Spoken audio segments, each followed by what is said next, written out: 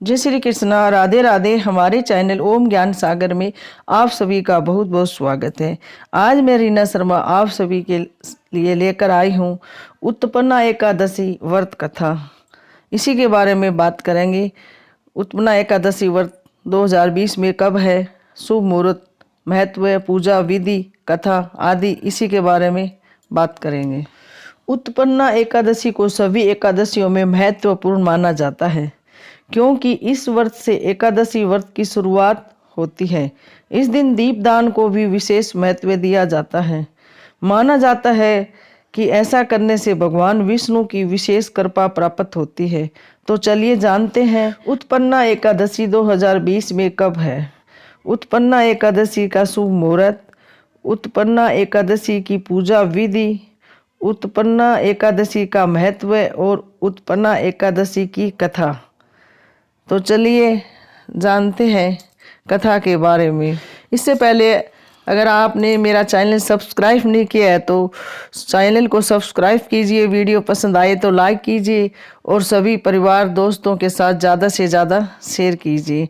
तो चलिए कथा शुरू करते हैं। मार्गशीर मास के कृष्ण पक्ष में आने वाली एकादशी को उत्पन्ना एकादशी कहते हैं। ये उत्पन्ना के नाम से जानी जाती है। सभी एकादशियों की तरह ही इस दिन भगवान विष्णु की पूजा की जाती है। हेमंत ऋतु के आने वाले इस एकादशी का बहुत ही ज़्यादा महत्व बताया गया है। माना जाता है कि इस एकादशी का व्रत रखने वाले व्यक्ति को जीवन के सभी सुखों की प्राप्ति होती है और साथ ही मरने के बाद उसे मोक्ष की भी प्राप्ति होती है। एकादशी व्रत की शुरुआत उत्पन्ना एकादशी ही मानी जाती है। शास्त्रों के अनुसार एकादशी व्रत के कुछ नियम हैं जिसके अनुसार जो भी व्यक्ति एकादशी व्रत शुरू करता है उसे उत्पन्ना एकादशी से ही एकादशी का व्रत आरंभ करना पड़ता है। उत्पन्ना एकादशी को सभी एकादशियों का शुरू माना जाता है। यह एकादशी हेमंत ऋतु में आती है। इसी कारण से इस एकादशी को अहम या मिंगसर मास के कृष्ण पक्ष की एकादशी नाम से भी जाना जाता है।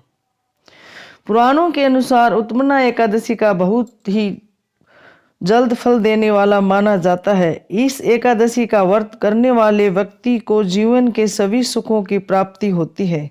इतना ही नहीं, इस व्रत को करने वाले व्यक्ति को मरने के बाद मोक्ष की भी प्राप्ति होती है। इस व्रत को प्राप्त अश्वमेध यज्ञ के बराबर बताया गया है जिससे मनुष्य के सभी जन्म सुधर जाते हैं और उसे भगवान विष्णु का आशीर्वाद प्राप्त होता है। उत्पन्ना एकादशी के नियमों का पालन 10वीं तिथि से ही करना चाहिए। इस दिन सुबह सूर्योदय से पहले उठकर स्नान करने के बाद साफ वस्त्र धारण करने चाहिए।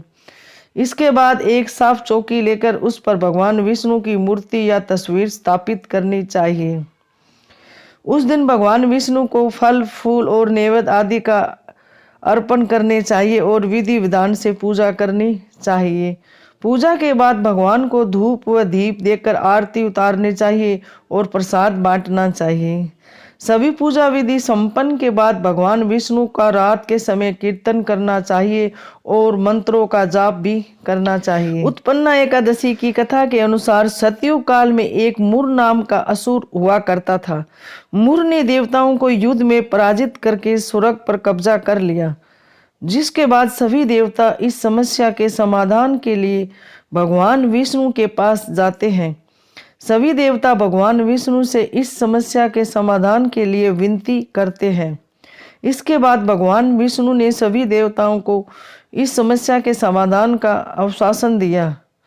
भगवान विष्णु मुर नाम के असुर को मारने के लिए जैसे ही युद्ध भूमि में पहुंचे, भगवान विष्णु ने मुर को मारने के लिए जिस भी अस्त्र का प्रयोग किया वह मुर के तेज से समाप्त हो गया और फूल बनकर जमीन पर गिरने लगे। मुर और भगवान विष्णु का युद्ध कई वर्षों तक चलता रहा, लेकिन भगवान मुर को पराजित न कर सके। जिसके बाद भगवान विष्णु विश्राम करने के लिए बद्रिका आश्रम में एक लंबी गुफा में सोने के लिए चले गए। वह राक्षस भी भगवान विष्णु के पीछे पीछे उस गुफा में चला गया। उसने सोचा कि आज मैं अपने शत्रु को मारकर उस पर विजय प्राप्त कर लूंगा। वह जैसे ही उस गुफा में घुसा, वैसे ही वहां पर उसे एक सुंदर कन्या दिखी और वह उस राक्षस से युद्ध करने लगी। दोनों के बीच में कई घंटों तक युद्ध हुआ। उस कन्या ने उसे जोर से धक्का मारकर गिरा दिया, जिससे वह बेहोश हो गया। बेहोश होने के बाद वह राक्षस जैसे ही उठा, उस कन्या ने उसका सिर काट दिया। जैसे ही भगवान विष्णु अपनी नींद से जागे, उन्होंने देखा कि वह राक्षस मरा हुआ है। राक्षस को मरा हुआ देखकर उनके मन में विचार आया कि इस असुर को किसने मारा।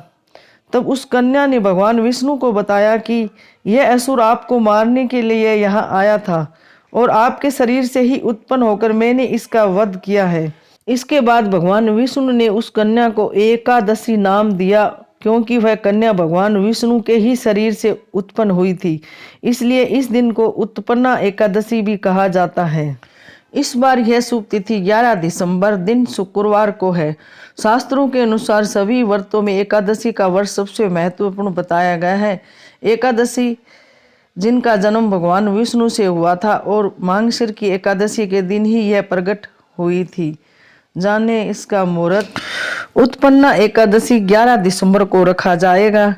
हिंदू धर्म में उत्पन्ना एकादशी व्रत बड़ा महत्व है। व्रत संकल्प करने का मुहूर्त सुबह 5:15 से सुबह 6:05 तक रहेगा और संध्या पूजा मुहूर्त 5:43 से शाम 7:03 तक रहेगा।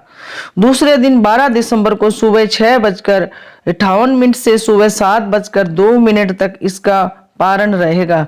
आइए जानते हैं उत्पत्ति एकादशी का व्रत रखने के फायदे।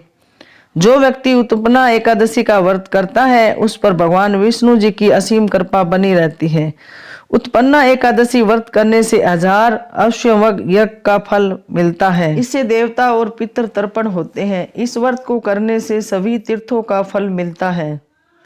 इस व्रत को विधि विधान से निर्जल व्रत करने से मोक्ष व विष्णु धाम की प्राप्ति होती है।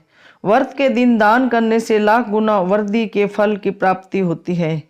यह व्रत निर्जल रहकर करने से व्यक्ति के सभी प्रकार के पापों का नाश होता है। ये थी जानकारी उत्पन्ना एकादशी के बारे में हमने आप सभी को बताया। हमारी वीडियो कैसी लगी हमें कमेंट करके ज़रूर बताएं और हमारे चैनल ओम ज्ञान सागर को प्लीज़ सब्सक्राइब करें। वीडियो को लाइक और सभी के साथ ज़्यादा से ज़्यादा शेयर करें। जय श्री कृष्णा। राधे राधे। धन्यवाद।